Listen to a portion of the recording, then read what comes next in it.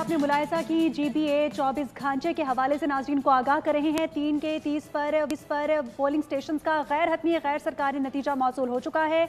GBA 24 घांचे 3 के 30 polling station का गैर हतमी गैर सरकारी नतीजा, जिसके मुताबिक आज़ाद उम्मीदवार डॉक्टर असद शफीक 3883 वोट लेकर आगे हैं, जबकि PP के इंजीनियर मोहम्मद इस्माइल 2226 वोटों के साथ दूसरे नंबर पर बताए जा रहे हैं। GBA 24 घांचे 3 के 30 पोलिंग स्टेशन का गैर हतमी गैर सरकारी नतीजा मौसूल हो चुका है।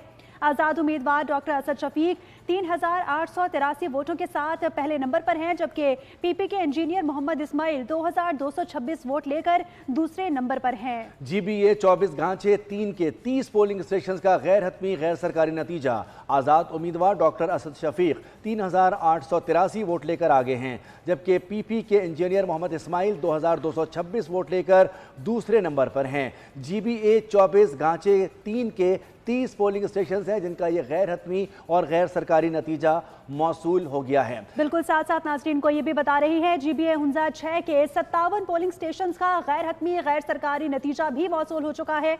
आज़ाद उम्मीदवार नेक नाम करीम 3860 वोट के साथ आगे बताए जा रही हैं। पीपल्स पार्टी के इम्तियाजुल हक 2817 वोट लेकर दूसरे नंबर पर हैं। आज़ाद उम्मीदवार राजा नजीम 2521 वोटों के साथ तीसरे नंबर पर हैं, जबकि नून लीग के शाह सलीम 1131 वोटों के साथ चौथे नंबर पर हैं। GBA हुंजा 6 के 57 पोलिंग स्टेशन का ये गैर हतमी गैर सरकारी नतीजा है, जिसके मुताबिक आज़ाद उम्मीदवार नेक नाम करीम 3860 वोट लेकर आगे हैं।